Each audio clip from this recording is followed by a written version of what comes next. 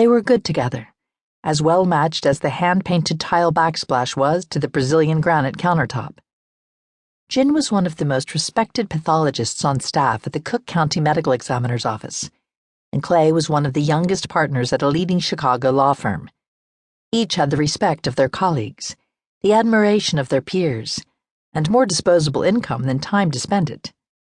Clay was striking in a hard-planed Nordic way, with piercing blue eyes and blonde hair, in contrast to Jin's dark brown hair and green eyes, and he had a good 5 inches on her lean, toned 5'8" frame. They both enjoyed the extensive collection at the Art Institute, and in the 8 months they'd been dating, they'd attended the symphony, the opera, 3 Cubs games, and a handful of charity events that required Clay to put on a tux and Jin to spend her lunch hours shopping for gowns. Despite being the daughter of a former debutante and the great-granddaughter of a steel baron, Jin had grown up believing she was ordinary to a fault. Boring, even. She never imagined that she would end up with someone like Clay. "Everything looks delicious," she said, as they sat down to dinner. "You deserve to relax after the day you had." Clay raised his glass in a toast. In addition to being articulate and ambitious, Clay was unfailingly considerate. He invited her to dinner at least once a week, knowing she kept almost nothing in the refrigerator in her apartment, which was in a considerably less swanky neighborhood in Hyde Park, 10 miles to the south. She spent many more nights at Clay's place than he did at hers. It wasn't just nicer, it was also fully furnished, something that Jin had never managed to get around to since trading her studio apartment for a larger unit the year she finished her fellowship and the Cook County Medical Examiner's office offered her a job. Tonight, however, despite the beautiful meal and the good wine and Clay's attempts to draw her out, she was having trouble keeping up her end of the conversation. She had fully intended to tell him about the phone call from Jake, but now she was having trouble finding the words. There was simply too much that she had never shared with him. Clay set down his glass and gave her a quizzical look. "I was going to say, here's to the weekend," he said, "but you look like your mind's still back at work."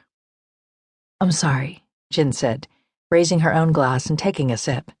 She managed to smile. "Everything looks fantastic." "You know I enjoy cooking with you." She speared a bit of the fish and put it in her mouth, chewing mechanically. It was good, and yet it was all she could do to swallow and put down her fork. "Tough case," Clay said. "Want to talk about it?" "Yes. Actually, I might have to go in over the weekend."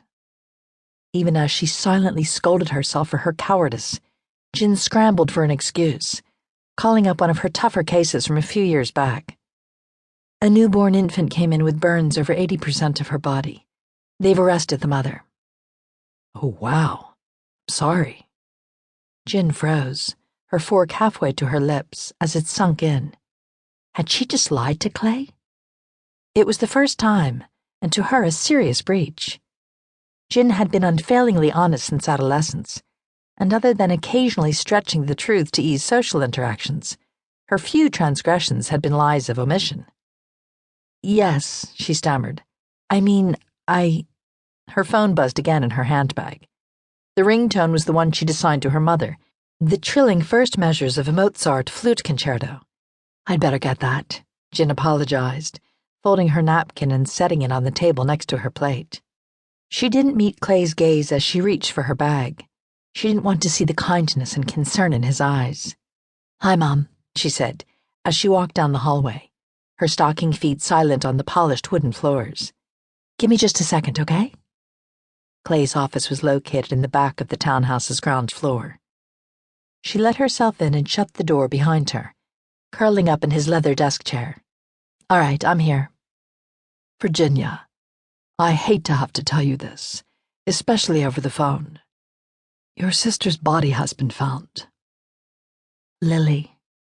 Seconds ticked by as images of her little sister, who would never be older than 16, crowded Jin's mind.